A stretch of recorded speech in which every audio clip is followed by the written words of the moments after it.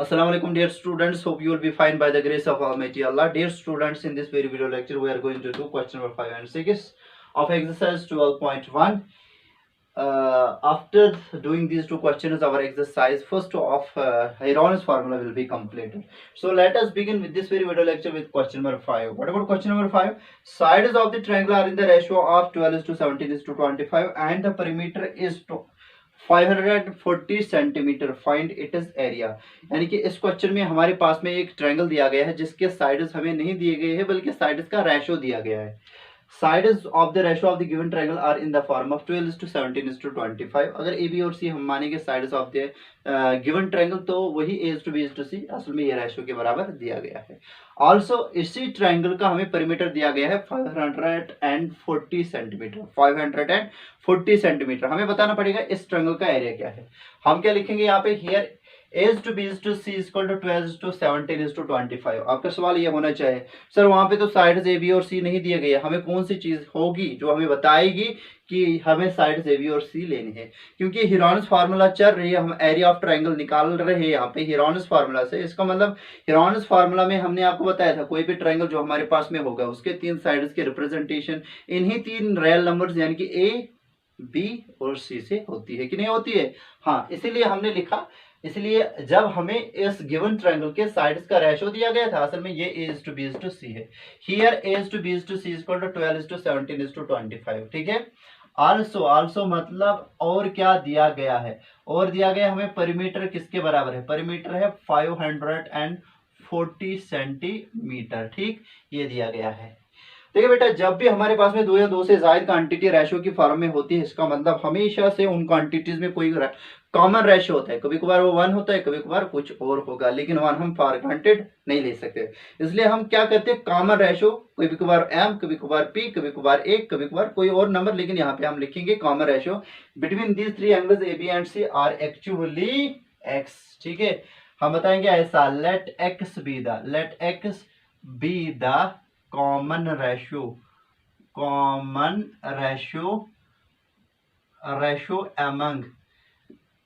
among A, B and C.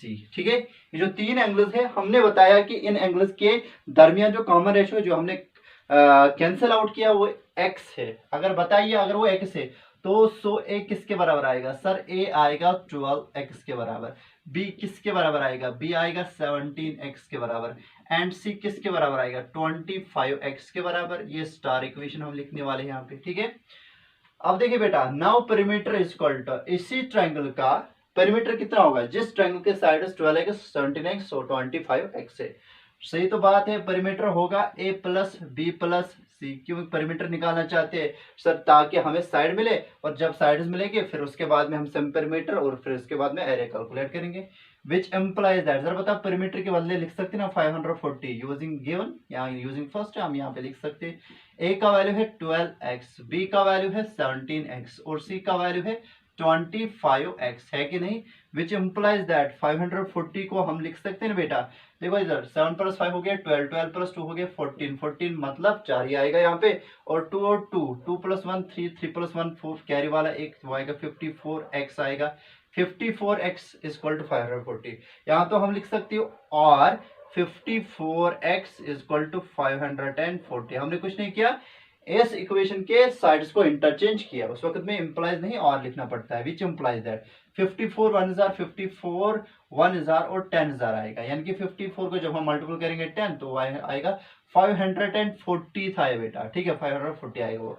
Because 54 यहाँ पे multiple है तो इक्वेशन के राइट साइड में लाएंगे तो गिरेगा. मल्टीपल वाला नंबर गिरता है इसके चरणों में, जब चरणों में गिरेगा तो इसका वैल्यू ही चेंज हो जाएगा, बन जाएगा 10 बन जाएगा. विच इंप्लाइज दैट x का वैल्यू बेटा आया 10. यहाँ पे हम लिखेंगे using x equal to 10, x equal to 10 in star. Star में इस्तेमाल करने के बाद स्टार में x इक्वल टू 10 इस्तेमाल करने के बाद हमें क्या मिलेगा, कामा वी गेट. हमें क्या मिलेगा, ठीक, हमें मिलेगा बेटा साइड्स, हमें मिलेंगे साइड्स ऑफ द ट्रायंगल. ठीक है, ये इक्वेशन हम लिखने वाले हैं. स्टार वाली equation equal to 12x, B का वैल्यू 17x था एंड सी का वैल्यू आया था 25x। ठीक है, ये स्टार इक्वेशन हमने लिखी, विच इम्प्लाइज दैट ए का वैल्यू आएगा 12 इंटू 10, बी का वैल्यू आएगा 17 इंटू 10, बिकॉज एक्स का वैल्यू 10 इस्तेमाल करना है कि नहीं करना है, 25 इंटू 10 आएगा सी का वैल्यू, विच इम्प्लाइज दैट, तो ए का वैल्यू कितना आएगा, ए का वैल्यू आएगा बेटा 120। ठीक है, लेकिन क्या आएगा 120 लेकिन सेंटीमीटर। ठीक है, बिकॉज पेरीमीटर हमारे गिवन ट्रायंगल का दिया गया है सेंटीमीटर्स में, इसका मतलब ही कि साइड्स भी सेंटीमीटर्स में ही होंगे, साइड्स के यूनिट्स होंगे सेंटीमीटर, तो बी का वैल्यू आएगा 170 लेकिन क्या सेंटीमीटर, सी का वैल्यू कितना आएगा 250 लेकिन क्या centimetre.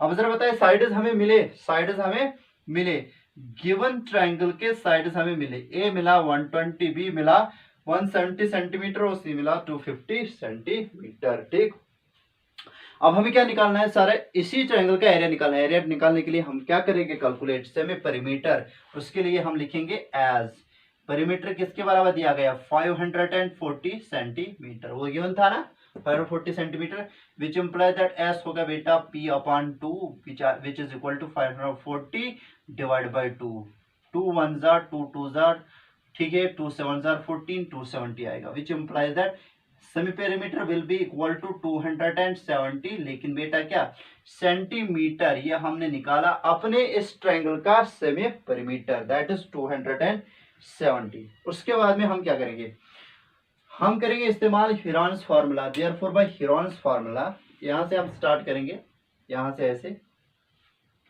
Therefore by Heron's formula, Heron's formula area of triangle will be, area of triangle will be equal to, वो आएगा positive square root of s into s minus a, s minus b, s minus c आएगा, आएगा कि नहीं आएगा, which is equal to semi perimeter, तो यहां से स्टार्ट करेंगे positive square root of s का मतलब 270, बिकॉज सेमी पेरीमीटर 270 मिला था ना, a का मतलब 120, फिर आएगा s minus A 270 minus 120, a का वैल्यू 120, उसके बाद में s माइनस बी मतलब 270 माइनस आएगा बेटा b का वैल्यू 170 और उसके बाद में c का वैल्यू 250, यानी कि 270 माइनस c का वैल्यू है 250। ठीक है बेटा, वो किसके बार आएगा, आएगा that will be positive square root of 270 को हम ऐसे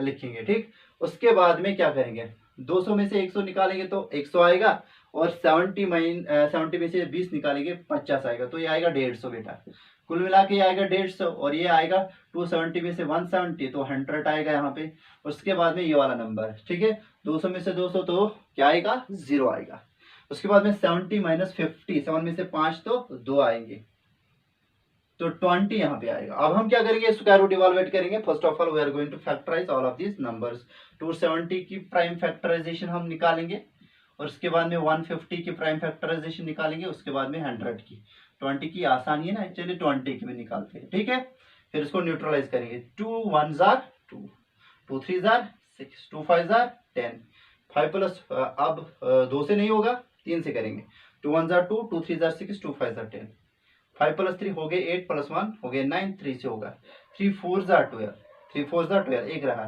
3 5 जार 15, फिर से 3 से 3 1 जार 3, 3 5 जार 15, और फिर किससे आएगा 3 5 जार 15 और 5 1 जार 5, यानी कि कुल मिला के जो इसकी फैक्टराइजेशन है वो 4 दफा 3 और 5 दफा 1 दफा 5, 2 1 जार 2, 2 3 जार 6, 2 5 जार 15, 3 4 जार 12, और एक रहेगा 3 5 jar 15, 3 1 jar 3, 3 5 jar 15, 3 5 jar 15, 5 1 jar 5, 150 की, 2 7 जार 14, 2 7 जार 14, 2 7 जार 14, 2 5 जार 10 आएगा, और अब 3 से होगा बेटा, यहाँ 5 से होगा, 5 1 जार 5, यहाँ 3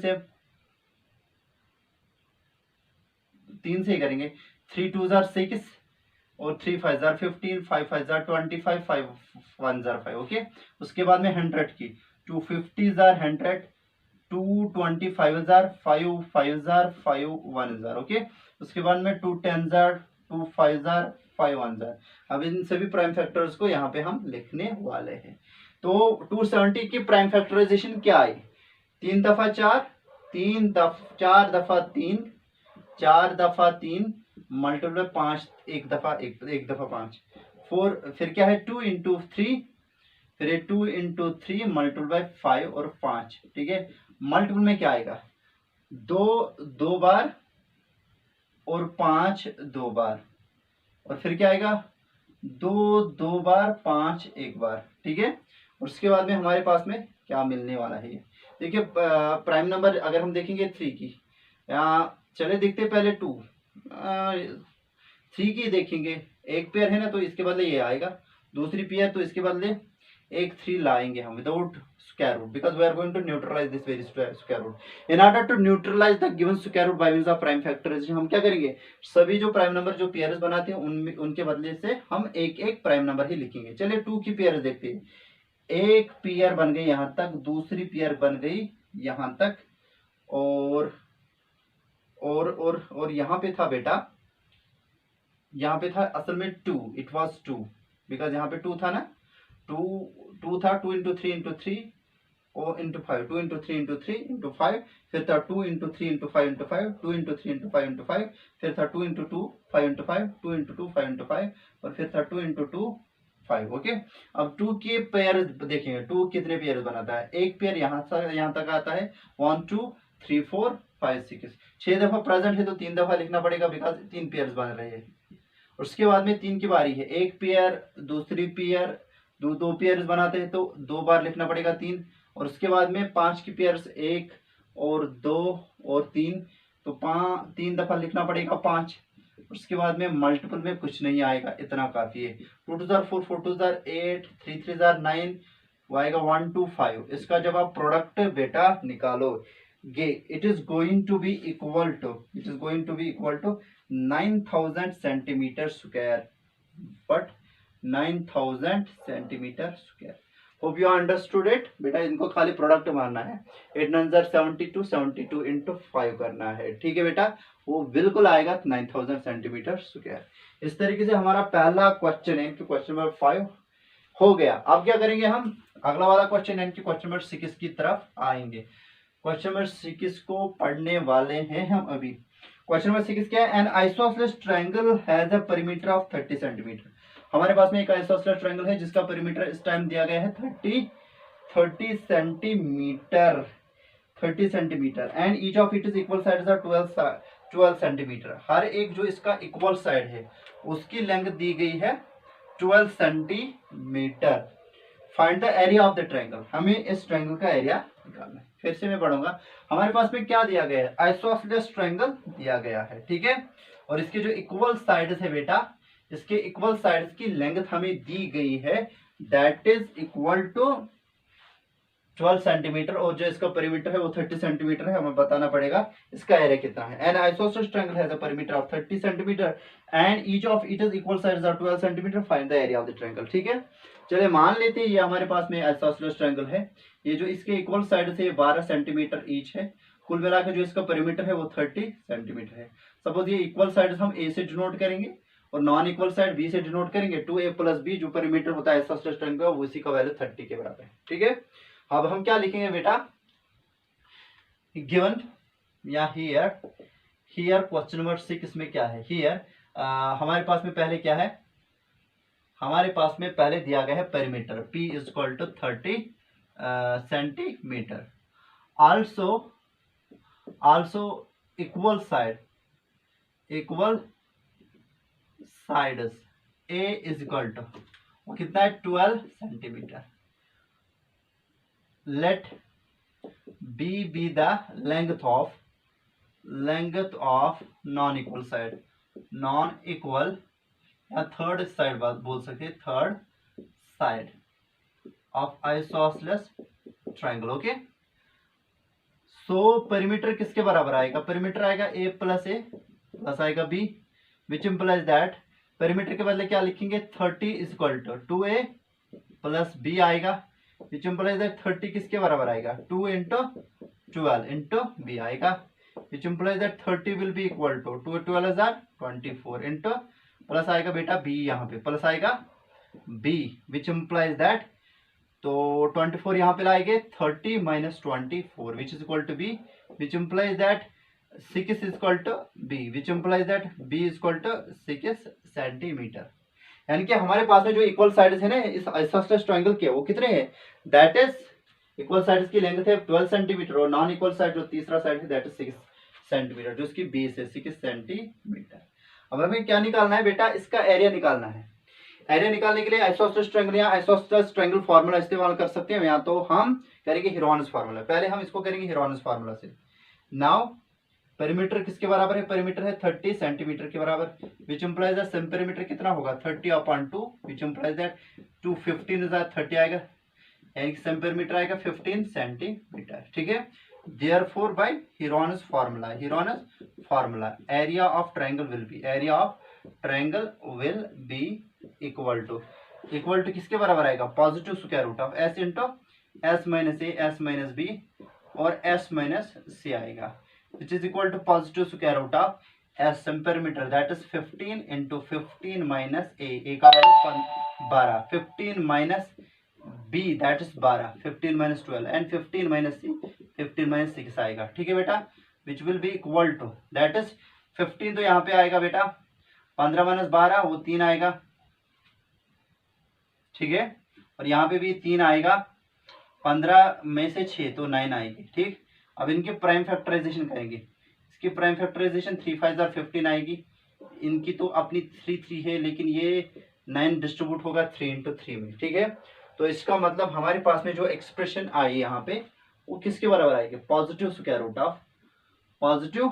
रूट ऑफ 3 के पेयर्स बनाएंगे। पहले 3 खाली लिखेंगे, 3 कितनी बार 1 2 3 4 5 टाइम्स 1 2 3 4 5 मल्टीपल बाय 5 है, मल्टीपल बाय खाली एक बार 5 है बेटा। ठीक है, तो वो कितना आएगा, 3 एक पेयर 2 पेयर बनाते तो 3 हम बाहर निकालेंगे तो 3 5 15 आएगा। कितना आएगा, 3 5 विल बी इक्वल टू 15, वो कितना आएगा 3 3 9 आएगा, 9 square root of 15 centimetre square.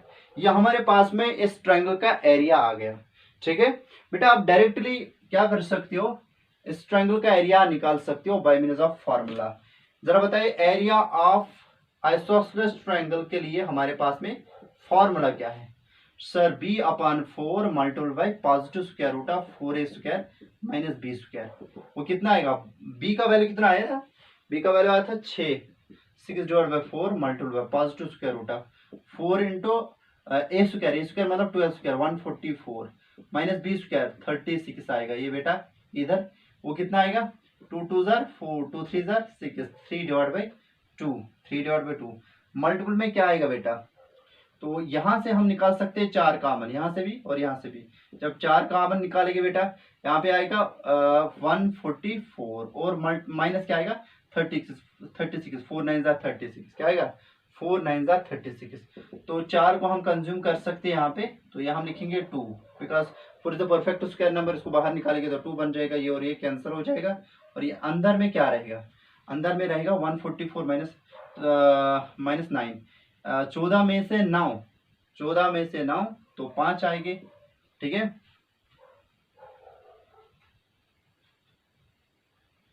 चौदह में से 9 तो कितने आएंगे 5 आएंगे। उसके बाद में यहाँ पे कितने आएंगे 3 आएंगे, यहाँ पे रहेगा 1। ठीक है, तो अब हम क्या करेंगे बेटा, इसकी प्राइम फैक्टराइजेशन निकालते हैं, 135 की प्राइम फैक्टराइजेशन निकालते हैं।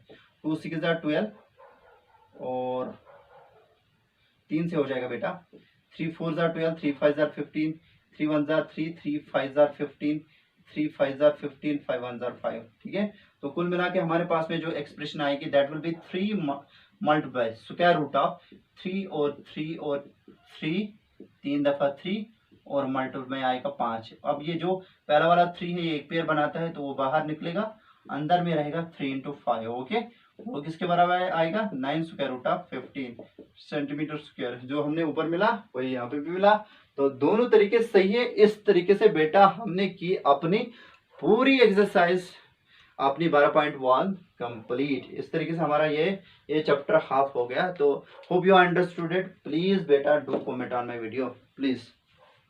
थैंक यू बेटा, थैंक यू।